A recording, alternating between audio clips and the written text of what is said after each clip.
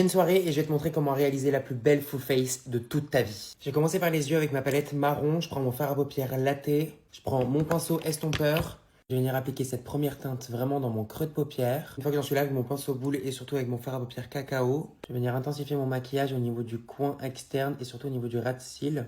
Une fois que j'ai intensifié, je vais venir prendre mon fard à paupières crème. Je vais venir appliquer mon fard à paupières au niveau de mon coin interne pour illuminer et pour bien unifier cette zone. Je vais mettre mon fard à paupières perle au niveau du centre de ma paupière et en même temps je vais remonter un petit peu au niveau de mon arcade pour apporter de la lumière ici aussi. Ma palette elle est encore en rupture de stock dès qu'elle revient, je vous le dis, mais activez la notification sur mon site internet. J'en ai fini avec ma palette, mais maintenant je vais rajouter des paillettes compressées. Donc là c'est même pas un fard à paupières, c'est uniquement des paillettes. Ça vient de chez Valentino, ça coûte une couille, mais c'est genre juste insane. C'est vraiment genre fou. C'est un des plus beaux produits yeux que je pourrais racheter jusqu'à la fin de mes jours, même si en soi, ça se termine jamais ce genre de produit. Ce sont des paillettes compressées et du coup, je vais venir les appliquer au centre de ma paupière. Voilà, c'est vraiment pas un fard à paupières, hein, c'est uniquement des paillettes. J'ai encore plus envie d'intensifier mon maquillage, du coup, je vais prendre une carte et je vais intensifier comme ça. Je reprends ma palette, je prends le fard à paupières Wood, le fard à paupières le plus foncé et j'intensifie. Je veux comme un espèce de mini liner fumé en fait. J'ai trop la vision du make-up. Ah, j'aime trop.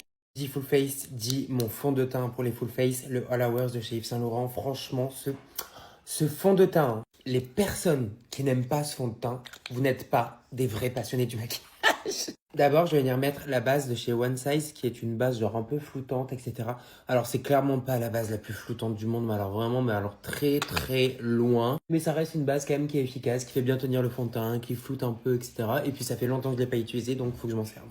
Regardez le fond de teint qui efface petit à petit tous les grains de ma peau, toutes les imperfections, absolument tout, qui a un fini semi-mat mais pas du tout, genre sec, etc. Il a ce côté vraiment mat, lumineux, il est incroyable. Pour mon anti-cerne, j'ai un réel coup de cœur pour le Studio Radiance de chez MAC. Alors ça n'a rien à voir avec le fond de teint que j'ai appliqué. On part vraiment sur un anti-cerne hydratant où la moitié des ingrédients à l'intérieur, c'est vraiment de la skincare, etc. Mais je trouve qu'il a quand même une très jolie couvrance, mais surtout le rendu sous les yeux est vraiment magnifique. Blush crème, est-ce que j'ai besoin de parler? Vraiment, si vous êtes à la recherche de blush crème pas gras, qui fait pas du tout déplacer la matière, etc. et qui peut se mettre même par-dessus la poudre, testez mes blush crème et vous m'en direz des nouvelles. Non, franchement, c'est une dinguerie ce qu'on a fait. C'est une dinguerie. Vous me demandez tout le temps la rêve de mon bronzer crème, c'est celui de chez Charlotte Tilbury. Franchement, c'est le meilleur. Jusqu'à que je fasse le mien, en attendant, c'est le meilleur. La teinte, elle est parfaite, bien dorée comme j'aime. C'est sans surprise aucune que je poudre bien entendu tout mon teint avec la poudre de chez Huda Beauty. Bronzer poudre Armani. D'ailleurs, je l'ai cassé.